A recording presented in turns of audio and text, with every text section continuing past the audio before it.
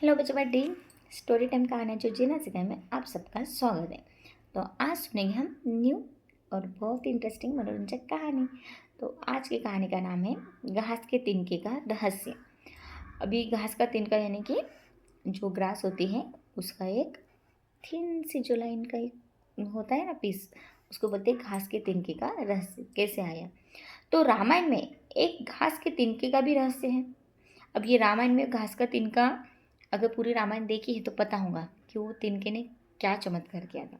अभी स्टोरी में समझते हैं, फिर मैं बताती हूँ आपको, ठीक है।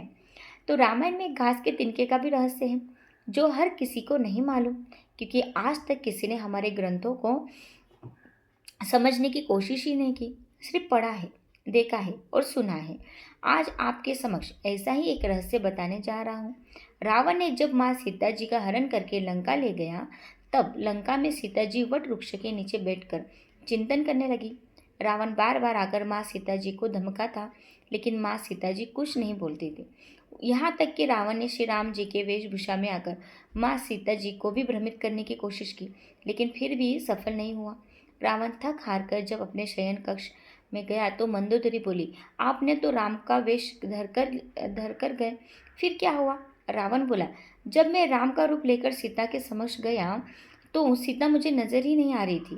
रावण अपनी समस्त ताकत लगा चुका था, लेकिन जगत जननी माँ को आज तक कोई नहीं समझ सका।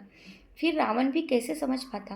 रावण एक बार फिर आया और बोला, मैं तुमसे सीधे सीधे संवाद करता हूँ, लेकिन तुम कैसी नारी हो कि मेरे आते ही घास का तिनका उठाकर उसे ही घूर घूर कर देखने लगती हो। क्या घास का तिनका तुम्हें राम से भी ज्यादा प्यारा है? रावण के इस प्रश्न को सुनकर माँ सीता जी बिल्कुल चुप हो गई और आंखों से आंसू की धारा बह पड़ी। अब इस प्रश्न का उत्तर समझो। जब श्री राम जी का विवाह माँ सीता जी के साथ हुआ, तब सीता जी का बड़े आदर सत्कार के साथ गृह प्रवेश भी हुआ। बहुत उत्सव मनाया गया। जैसे कि एक प्रथा है कि नववधु जब ससुराल आती है तो उस नववधु के हाथ से कुछ मीठा पकवान बनवाया जाता है, ताकि जीवन भर घर में मिठास बनी रहे। इसलिए माँ सीता जी ने उस दिन अपने हाथों से खीर बनाई। समस्त परिवार, राजा दशरथ सहित चारों भ्राता और ऋषि संत भी भोजन पर आमंत्रित थे। माँ सीता ने सभी को खीर परोसना शुरू किया और भोजन शुरू होने ही वाला था कि जोर से एक हवा का झोंका आया। सभी ने अपनी पतल संभाली, जो बोलते हैं ना प्लेट थी पत्तल वाली, वो संभाली।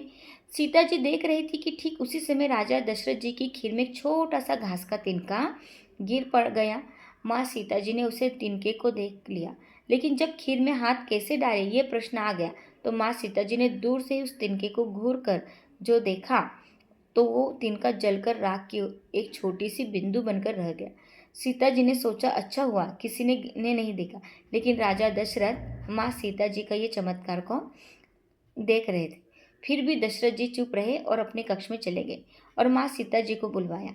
फिर दशरथ बोले, मैंने आज भोजन के समय आपके चमत्कार को देख लिया देख लिया था। आप साक्षात जगत जननी का दूसरा रूप है, लेकिन एक बात आप मेरी जरूर याद रखना। आपने जिस नज़र से आज उस तिनके को देखा था, उस नज़र से आप अपने शत्रु को भी मत देखना। इसलिए माँ सीता जी के सामने जब भी रावण आता था, तो वह उस घास के तिनके को उठाकर राजा दशरथ जी की बात याद कर लेती थी। यही है उस तिनके का रहस्य। माँ सीता जी चाहती थी तो रावण को जगह पर ही राख कर सकती थी, लेकिन राजा दशरथ जी को दिए वचन की वजह से वो शांत रही। भी माँ सीता जी, जिसको रावण ने अपहरण कर लिया था, उनको कैद करके रखा था, तो जिस वट वृक्ष के नीचे माँ सीता ने 1 वर्ष के ऊपर बिताए, हाँ 6 महीने से ज़्यादा ही बिताए, मतलब 1 वर्ष के लगभग। तो उस समय उनको रावण मिलने के लिए आता था, बार बार उनको कहता था, धमकाता था कि आप मेरे से विवाह कर लो, मुझे समर्पित हो जाओ। पर माँ सीता जी ने कहा कि मेरे प्रभु श्री राम जी आएंगे और मुझे यहाँ से ले जाएंगे।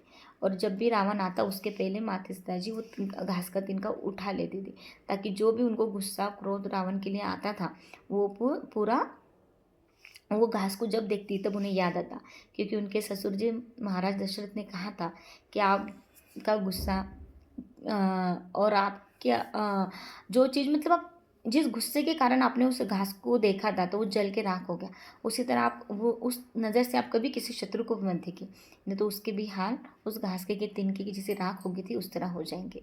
तो इस कारण से उनको याद आने के लिए वो साइन वो हमेशा याद रखते थे उस घास के तिनके को अपने नज़रों के सामने रखते थे, क्योंकि रावण को तो वो खुद ही स्वयं भस्म कर सकते थे क्योंकि वो माँ जगत जननी लक्ष्मी जी का रूप थी।